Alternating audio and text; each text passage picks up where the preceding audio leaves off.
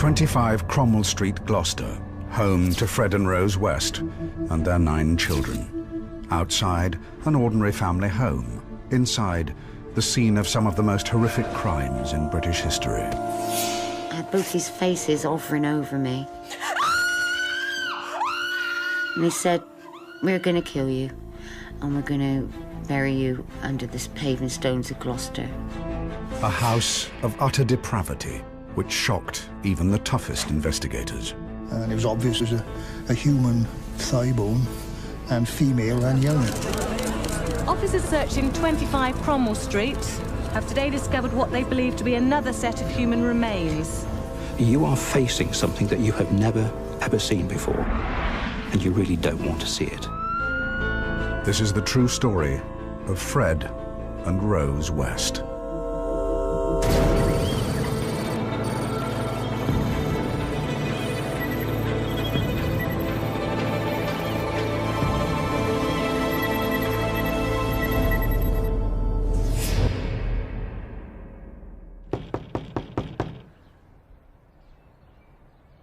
The 24th of February, 1994.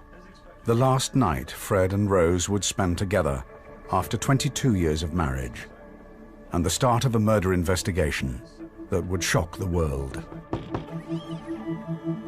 Fred West, a builder in his 50s, worked hard to pay for his house in the centre of Gloucester, where he lived with his devoted wife Rose and their children. These were people who were well regarded. I mean, they weren't highly regarded, but at least well regarded by most of those around them. Bit eccentric, bit odd, but do anything for you.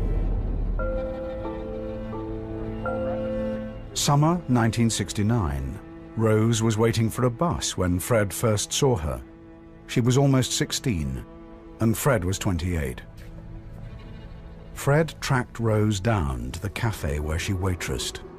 Thick-set and strong, the son of a farm labourer, Fred got his way with the women he pursued. Soon, Rose was Fred's lover, and pregnant with their first daughter, Heather. Over 20 years later, and Heather had been missing for 7 years. Allegations of sexual abuse within the West family alerted Gloucestershire police to Heather's disappearance. After an initial search failed to locate her, Detective Superintendent John Bennett was brought in to investigate. What that basically meant was that either she had gone abroad illegally because she wouldn't have had a passport, or was dead. The police search quickly centred on the West's house in Cromwell Street. It was some form of a family joke that Heather was under the patio at Cromwell Street. This being mentioned mostly by Fred and Rose West to their children when they'd done something wrong, hadn't eaten their food or refused to go to bed or been naughty in some way. On the 24th of February, the police moved in to search Fred West's garden. He was saying that there was no truth in this and that he was going to sue the police for the damage they were causing to his home. Slab by slab, the police removed Fred's patio. They found nothing at first. Then, digging deeper, something caught their eye. It was a bone, but was it human? They called in forensic pathologist Professor Bernard Knight to find out. And it was obvious that, 2 seconds it was a human thigh bone, and female and young. Fred had broken a sewer pipe at some stage in his digging. So I was digging through a mixture of Gloucester clay and, of course, the sewage. So it was a sort of black, sticky mess. But then, when I went into this hole, or at least I think there's a police officer down there, and he handed up some bits. And I looked at these. I remember looking, I think, at Inspector Bennett and saying, well, either she's got 3 legs or you've got more than one. The police had found the remains of 2 bodies. They suspected one was Heather, but who else was under the patio? The police confronted Fred. Fred made a staggering confession. Not only Heather, but 2 other women were buried in the garden. One had a name. He said she was Shirley Robinson, his secret lover, and pregnant with his child. The thing I want to stress, is Rose doesn't know anything at all. She hasn't done anything. The other, he claimed, was Shirley's mate. The police needed more information, but Fred kept changing his story. One minute he was making admissions, the next minute he was denying that he had done any of these murders and it was somebody else. She's not going to let me say to her, I strangled Heather without coming straight to the police. Don't get Rose wrong. Rose lived by the law. Properly, I mean. But all the time, whenever he returned to making his admissions, he would reinforce that his wife knew nothing of these crimes at all, that they were purely down to him.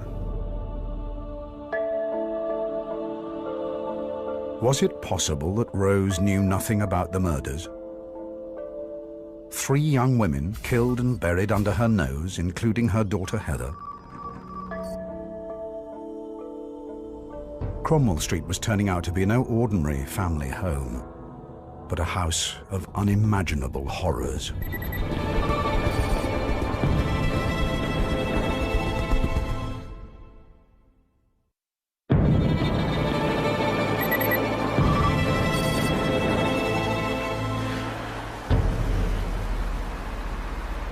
In 1994, one of the biggest criminal investigations in Britain began in an ordinary house in Gloucester.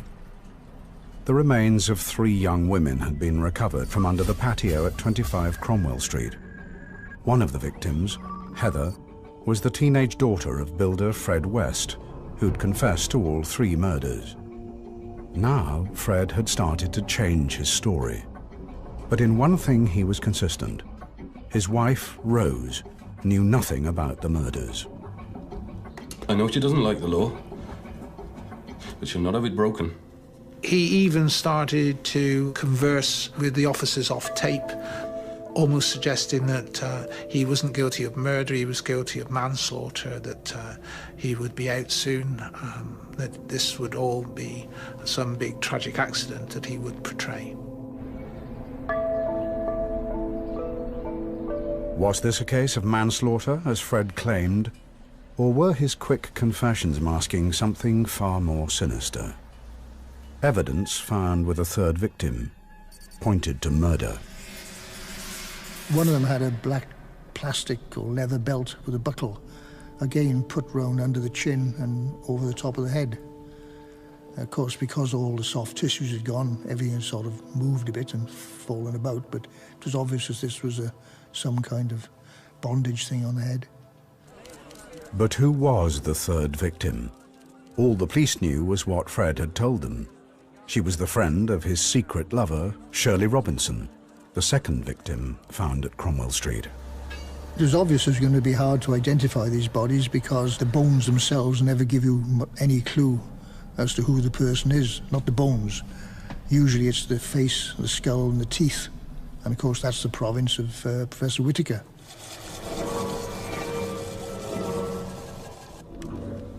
There is more information in your teeth about you and your lifestyle and your age and possibly even how you died than there is in most other parts of your body, especially if the body is decomposed and the soft tissues have gone and the teeth are still there. To help the police, Professor Whittaker needed photographs of likely victims. Providing we can get a photograph of them smiling and showing their teeth, those teeth have an incredible amount of information in them in terms of height, tilt, roundedness, all of these which will show up in a good photograph. And so we assess those in the laboratory and then we sort of fuse simply a photograph that comes into me from the police with an image of the person's skull. And if we've got it right, it sort of goes click. But how could the police provide photographs when they didn't have a name for one of the victims? Unsolved missing persons files were reopened. Names began to emerge. Winter 1968.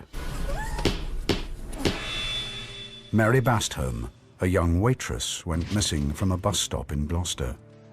5 years later, a young student, Lucy Partington, vanished from another bus stop, this time in nearby Cheltenham. Was it possible one of them was the third victim buried at Cromwell Street? Or could they both be there?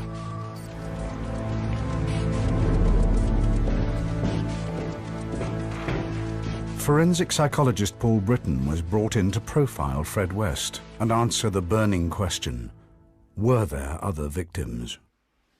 I was in a position where I had paperwork that went back 20, 30 years. And as I began to look at that, then the bells began to ring rather grimly for me. Because what I began to see were some of the hallmarks, the highlights of a very dangerous offender. Not at all the man that I'd been told might be sitting downstairs. My view was that all that had happened is you had simply seen 3 high points, and that it was very unlikely, unthinkable really, that you were going to have silences across the intervening years. The time between those 3 marks was going to be filled with other sorts of murder, other sorts of killing.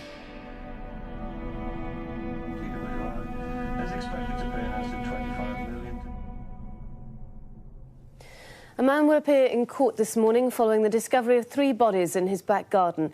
52-year-old Fred West from Gloucester is accused of murdering the women, including his 16-year-old daughter Heather, who disappeared in 1987. I listened to the news and I just went straight back to 1972, and I was there again, and I remembered those words, you know, bury me under the paving stones. There was hundreds of girls, and I thought paving stones, patio, same thing. Caroline Roberts looked after Heather when she worked for the Wests as a nanny. Deeply disturbed by news of her death, she rang the police to offer a statement. That night I couldn't sleep at all. I knew the police were coming in. I was trying to remember all the things that I took 22 years trying to forget. And it was so vivid that in the end I had to get up in the middle of the night and I just wrote everything down. It was haunting for me because I really felt responsible for their deaths. It was almost like they were my family. I knew them all intimately, and I think that's because I know up to a point I shared the same experience as them.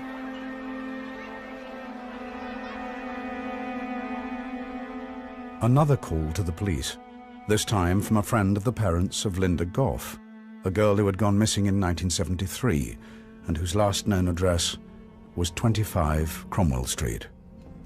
New information started to emerge. During the course of looking for her, Mrs. Gough had gone to the address and been told by a woman and her husband, Linda had left some time previously. Linda's mother had noticed that Rose was wearing her daughter's slippers. If this was the case, and Linda was one of Fred's victims, it was possible Rose knew about the murders. She's not here. He was also wearing a cardigan or some knitted clothing that was Linda's, and outside on a whirligig type washing line was some of Linda's nightwear. The Wests told Mrs. Gough that Linda had moved on, leaving some of her things behind. Believing their story, but unable to locate Linda, June Gough waited for her daughter's return. Years went by, but Linda never came back. Caroline Roberts first met the Wests 6 months before Linda moved in. In her statement to the police, Caroline recalled in chilling detail how the Wests selected their potential victims. This one night I was hitchhiking back from Tewkesbury on my own, and this car pulled up with 2 people in, and this was Fred and Rose West. When I first got in there, I didn't think they were a couple because of the age difference and the fact that she was quite an attractive young girl and he was not an attractive man. As we went on our way back towards Cinderford, we got talking and they seemed really friendly, and that's when I found out they'd just got married and that they had 3 little girls. And they were talking to me and asking me about what I was doing and that, and I said that I tried to avoid being at home as much as possible because my stepdad, we kind of just didn't get on. And with that, they both at the same time just turned around and said, hey, would you like to come and work with us, looking after our children? And within a week of meeting them, I moved in to 25 Cromwell Street. Caroline's job would be to look after Heather, newly born baby May, and Anna Marie, the oldest child from Fred's first failed marriage. One of the strange things was that they had a lot of visitors, mainly men, come into the house. And I used to look after the children while Rose was with these men. And I'm sure she must have told me she was a masser, which I believed at that time. There was an even darker side to Fred. He'd tell me things like he'd performed abortions. Oh, don't worry if you get pregnant, Caroline, you know, we can put you right. I can do abortions. I've done abortions before now. And, and the sickening thing was that he would say things like, yeah, and the women were so grateful they'd offer their bodies to me straight after. Which, yeah, and I thought, nah, this man's just making it all up. He ain't right. Shortly after, Caroline left Cromwell Street hoping never to return. But Fred and Rose had other plans for her. For Paul Britton, Caroline Roberts' statement made one thing clear: the house was the key. To understand the Wests fully and what went on inside their home, he needed to visit the crime scene. He needed to visit Cromwell Street. It was an ordinary house. It was one of a row. It was the end one, as I recall, and I think its neighbour on one side was a church. The church walls made the boundary on one side of the house. Going up the stairs, they're quite steep, but as you turn round on the back of the doorway and the bit above the doorway, there is a full-length picture of a woman, very reminiscent of the younger Rosemary, beckoning. Disturbing details of the Wests' lives started to emerge. Bedrooms Rose used for prostitution, fitted with listening and recording devices so that Fred could watch. But most significant of all for Britton was the cellar.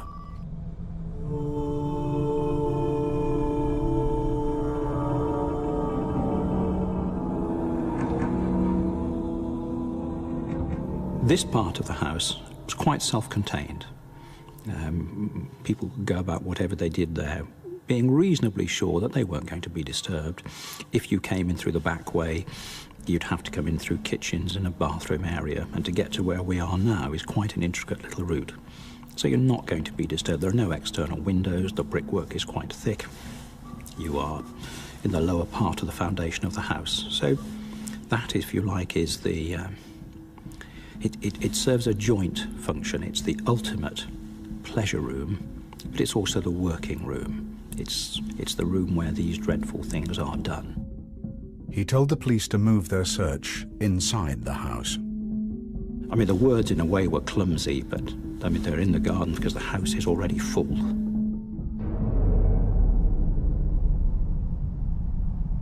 Paul Britton had said that West was a predatory sexual psychopath, and he had said quite clearly that there was a possibility of there being more victims. I'm saying now that you are facing something that you have never, ever seen before, and probably very few of your colleagues have seen, and you really don't want to see it. The police began to search the cellar for more victims. Fred was told they had moved inside the house. He was also questioned about Linda Goff and why Rose had been wearing her clothes. Fred refused to answer. Just after 5:30 that afternoon, I received a phone call from the cell block to say that Howard Ogden, the solicitor who was representing West, had asked to see me urgently.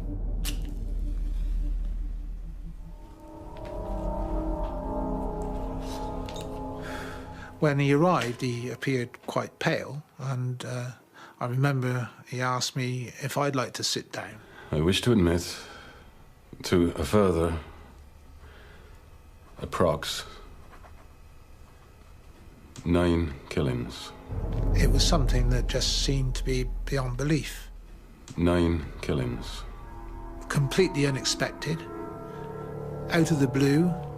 Expressly, Charmaine, Rena, Beyond my personal experience, Linda Goff, and I suspect that of many other police officers. and others to be identified. I even questioned whether, personally, I was capable of handling this. F. Officers in Gloucester searching 25 Cromwell Street have today discovered what they believe to be another set of human remains.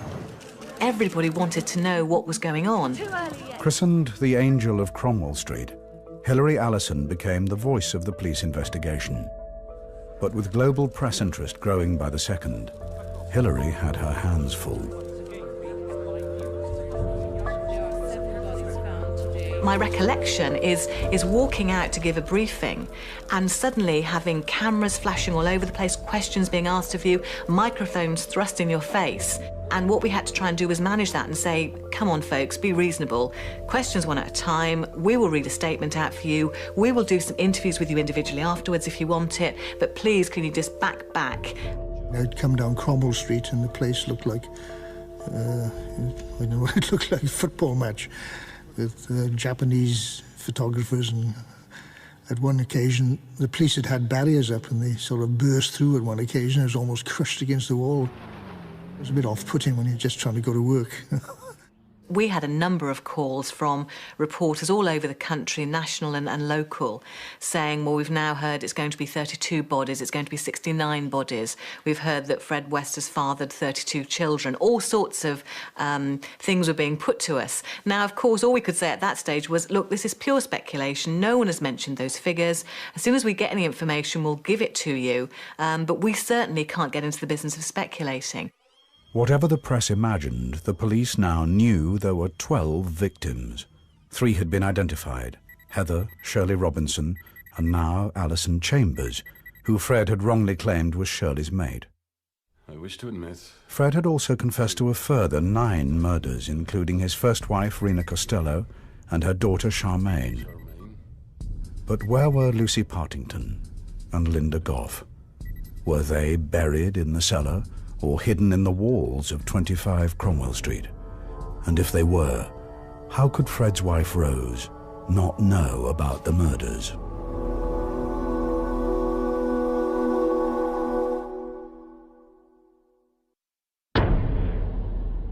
Fred West had confessed to the murder of 12 young women, but the horror was not confined to West's home in Cromwell Street. Fred told the police there were other bodies in other places. He led them to Muchmarcle near Gloucester, the tiny rural village where he grew up.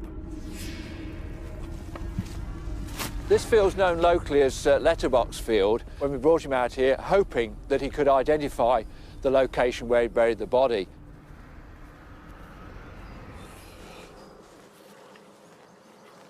We were very fortunate within 4 days of starting excavations here, we did recover human remains.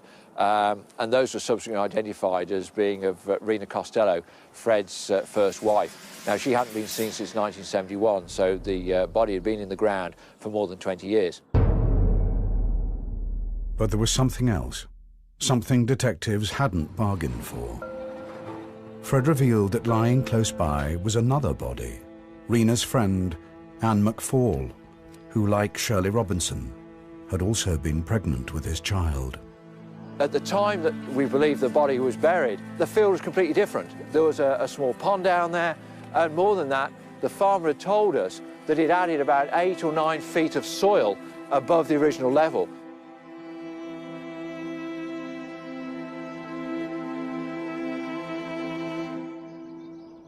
We spent 2 months here, digging out a huge amount of ground. In fact, the hole was the size of an Olympic-sized swimming pool.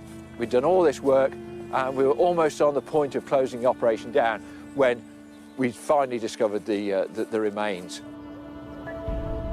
The recovery of the remains of Anne McFall was rather poignant here because we believe that she was probably the first victim of Fred West, and she was the last one to be found. Inside West's home at Cromwell Street, the police search was also reaching a conclusion. Inch by inch, they'd stripped the house bare. 5 more unknown victims had been painstakingly exhumed from the basement, and in the bathroom, they finally found the remains of Linda Gough. Cromwell Street was empty at last. With nothing left to find, and the media demanding information, the next task for the police was to identify the victims. This onerous task lay in one man's hands. Professor Whittaker was making progress with a skull from the cellar, with a distinctive clue to its identity. This girl must have had some damage to her 2 front teeth. They had crowns on them. These crowns were temporary crowns. Now, to a dentist, this means she had an accident, probably. She had the work done to make new crowns. She had temporary ones put on, and she died and was unable to go back for that fitting. The precision of Whittaker's observations led a police colleague to ask him an unlikely question. She remembered an incident from a hockey match many years before, when a local girl had her teeth knocked out, and she asked if it could be the same girl. We had, I don't know, 10,000 missing girls in Britain. They were in the frame. And a woman police detective says, do you think it could be this girl who was playing hockey? And of course the answer has to be, it's incredibly unlikely, but we ought to check it out. The team was put on to sort this out, and it turned out to be her. I realised that Lucy wouldn't be dead if she hadn't been a female and if she hadn't been collided in this most extraordinary and incomprehensible way with the world of the West that was the complete opposite of her life. The girl who'd once played hockey was Lucy Partington. After 20 years of waiting, Marion could lay her sister to rest. She asked the police if she could see Lucy's remains. I just walked forward and took the lid off, and there it was, and there was something about the shape of it that was just immediately I knew that it was Lucy's skull. It was just like the shape of this dome. I told my mum what we were going to do, and I said, is there anything you'd like me to put in with Lucy's bones? And she gave me these 2 old toys of Lucy's that she'd always kept, that we played with as children, completely beaten up old straw-stuffed lion that was called Chocker, and another one that was called Bunny, who was dressed up in his smart velvet trousers. We put Chocker and Bunny in either side of her skull and wrapped it all up. You know, it was like tucking up what was left. It really helped to make it real.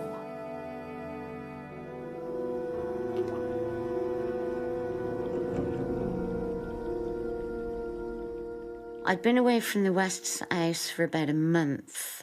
And then on December the 6th, I was hitchhiking back from Tewkesbury again, in exactly the same spot that they'd picked me up 5 weeks earlier. When they pulled up, they were both sat in the front, and Rose opened the window, the passenger side, and was all smiling. And then she said, oh, Carol, I'm so glad to see you. I'm really sorry about what happened. And then Fred leaned across, and he was all smiling and saying, I'm really sorry, Karen, didn't mean to upset you like that. I was only joking. And then they were like talking and saying, oh, the kids have really missed you, and we really missed you. And I kind of felt like, even though I didn't want to get in the car, I kind of felt like they were being so nice that I had to. Come on. Okay, thanks. Can you sit in the back, Fred? Have a chat with Carolyn. About 2 miles into that journey, Fred looked at me in the rearview mirror and asked me if I'd had sex. And I just had this feeling come up in my stomach and felt sick, and I thought, oh, here we go again. Check and see. Check and see if she's had sex. And with that, she grabbed my crutch. Fred pulled up on the grass verge and turned around in his seat and just kept punching me across the side of the head. And I was knocked out.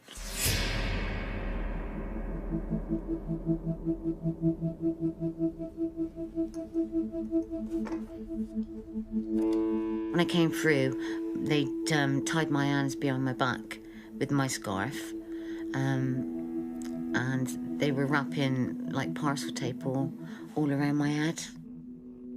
They were telling me, if you just calm down, we're just going to make you a cup of tea, tidy your back up, and then we're going to take you home. And they did do that. They sat me down and they took the tape off me, undid my hands, and gave me a cup of tea, gave me a cigarette to try and calm me down. And I did then think, oh, this is okay, they've just made a mistake. They think I'm something I'm not, and I'm going to go home. And a few minutes later, after we'd finished a cup of tea, Rose grabbed hold of me and tried to kiss me on the mouth. These are people, the Wests, probably got more joy, more satisfaction, more fulfillment out of what they did, these poor girls, than anything else in their entire existence. And the fact that they did it together heightened the value and the pleasure to them. Fred was mostly watching. And then it progressed a bit further, and then they were both interfering with me, and discussing my genitals. And Fred was saying that there was something abnormal about my genitals, but not to worry, because he could put that right. If you look at what happened to her, you see the antecedents, you see the script, if you like, for many of the things that were to come later and to be enacted with the victims who were murdered most terribly. And so they decided to stop and, right, we'll calm you back down now, we're going to take you home soon. Get me another cup of tea, take my gag out while I have this cup of tea, and a cigarette, and then it starts again. The Wests used her for their immediate sexual gratification. That was important to them. They raped her, they dominated her, they controlled her. But remember, even at this stage, they were not in a hurry. They didn't expect to kill her necessarily, but neither did they expect her to be gone from them very soon. One of their weaknesses, one of their areas of being blinkered, is not really to understand that other people really are sentient, active people. And that means if they can get away, they will. If they can oppose, they will. And so I tried to shout out. Rose put a pillow over my head and smothered me. First I was kind of struggling with it, and then I thought, no, just go with it. You know, you kind of give up. And it's just so easy to just let it go, just go off to sleep, and that's it, it's over with.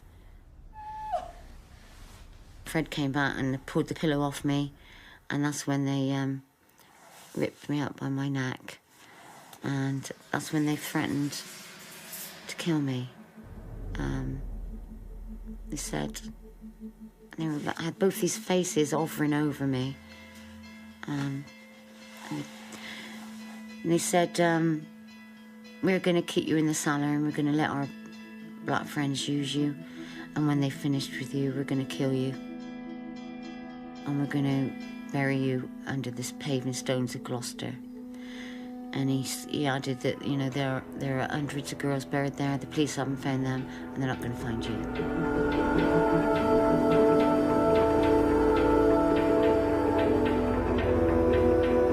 Caroline was not alone. Evidence found with the remains of the West's victims suggested they'd been through something similar before their lives had been ended. We found one knife. It couldn't have been the knife that dismembered them because it was a long bread knife type, which was a bit round-ended. It couldn't be used for that. And the other things, of course, were bondage materials, I suppose you'd call them. They were sort of masks of sticky tape, stuff you tape on parcels, wrapped around the head, and some plastic tubes which had been pushed up nostrils. Pretty bizarre stuff. Remember, if you look at what happened to these young women, you see a progression of debasement, of mutilation. You see physical mutilation. All of these things are much more enjoyable when they can be repeated in discussion, in shared memory after the event. And this would be an area where Rosemary, for Frederick West, would be absolutely vital. She had enormous value to him. In 1972, Caroline Roberts was raped, abducted, and nearly murdered by Fred and Rosemary West. They spared Caroline after she promised to stay silent about her ordeal.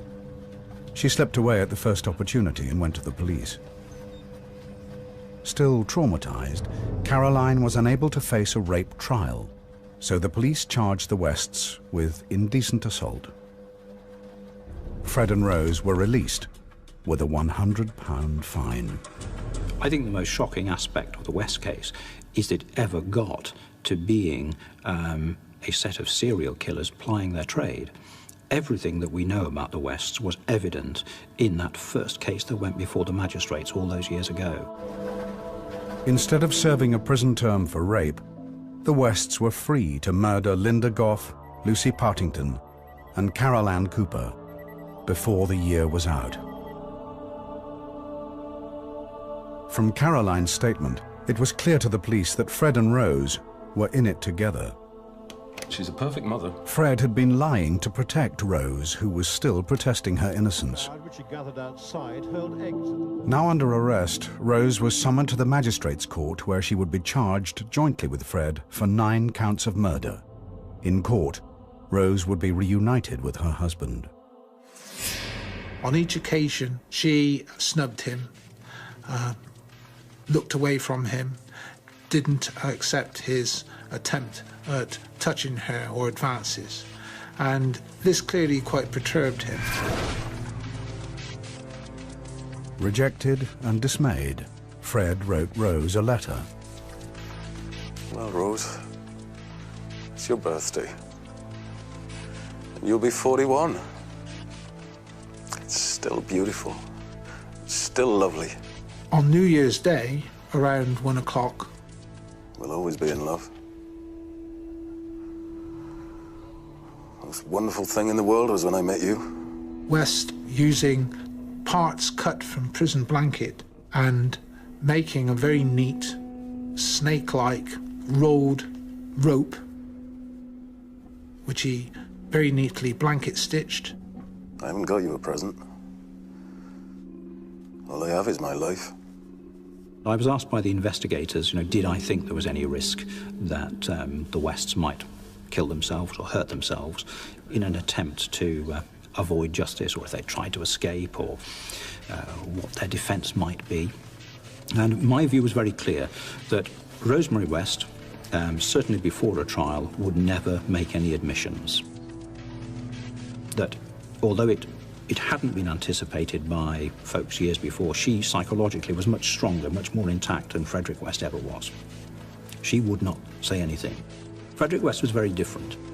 If he learned that Rosemary was in fact repudiating him, then he would almost certainly try to kill himself. And Rosemary began to repudiate him, and so he killed himself. Fred took the truth with him to the grave, and with no evidence linking Rose directly to the murders, it looked as if the Wests could escape justice. 25 Midland Road, the Wests' former home. Sit on the couch. Under cheap kitchen linoleum lay the body of a child. She had been there for over 2 decades until the police recovered her.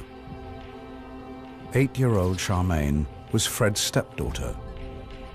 Her mother, Rena Costello, had been murdered by Fred and buried in a field at Much Marcle. Charmaine had last been seen in 1971, the year Fred spent 9 months in prison, leaving Charmaine in Rose's care. If it could be shown that he was in prison when this unfortunate child died, was murdered, then he clearly couldn't have done it. And Rosemary had a problem. It was the vital evidence the police needed to convict Rose. But there was a hitch. The police couldn't find a photograph of Charmaine that showed her teeth. Without it, Professor Whittaker couldn't determine the date of her death. And without a date, Rose West would get away with murder.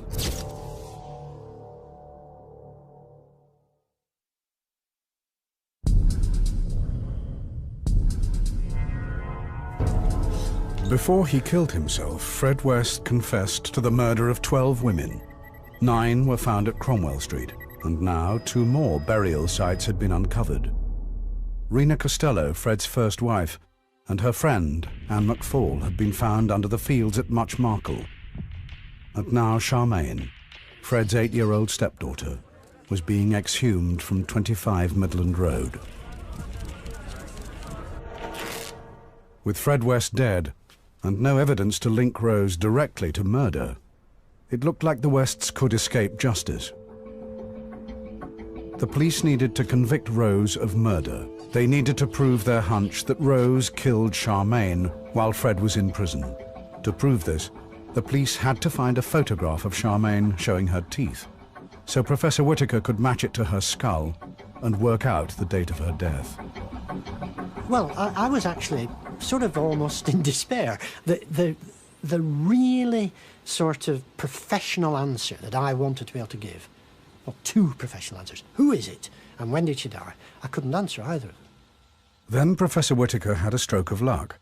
A fax, intended for Rose West's defense team, was sent to him by mistake. I couldn't believe it.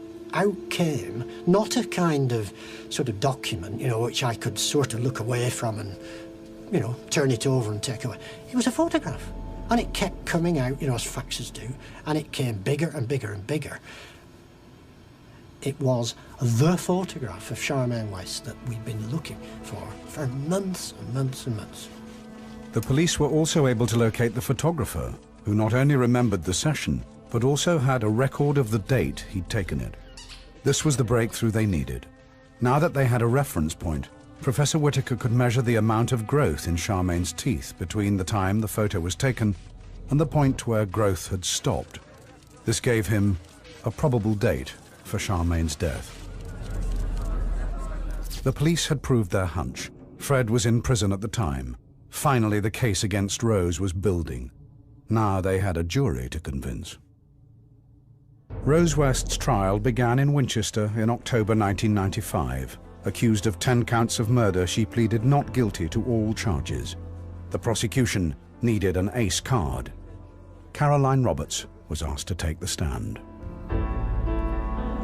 I thought, right, I'm an adult now. Back then, I couldn't have handled it, but now I can handle this. I'm going to do it. What had happened to me had happened to these girls, and I wanted to at least get justice for them. And this time I didn't care what anybody said or thought about me. I was going in there and I was going to stand up to them. I knew she wasn't innocent. When I was attacked, the nearest I came to death was at her hands.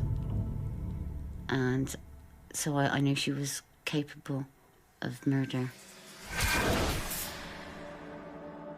Had the combination of Caroline's strong witness statement and Professor Whittaker's evidence from the photograph helped to swing the jury? The jury came back. Rose West was found guilty on 10 counts of murder. The trial judge, in sentencing her, said she should never be released. She has always, from that time and continues to do so, maintained her innocence. Juanita Mott, Therese Siegenthal. Linda, if I know that Rosemary West was sexually abused as a child by her father, and I know that when she was 15, she was abducted from a bus stop and raped, and that 4 years later, when she was 19, that's what happened to Lucy. Catherine Costello. And I gradually, as the years have gone by, I've felt more compassion for her. Lucy Partington. And I do hope that something of her life can be healed. The thing about Rosemary West is that she was in effect a blank canvas. And the thing that Frederick West did was to provide a platform, to provide a runway that she flew from. He was able to nurture her, to encourage her, to, if you like, show her the way. What he didn't anticipate, I'm quite sure, but was enormously gratified by was the fact that she flew past him.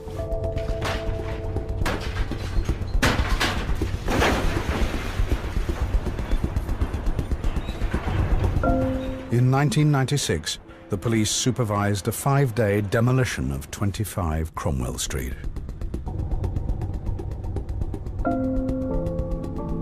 Speculation about other bodies, other possible victims of the Wests never found by the police, continues to this day.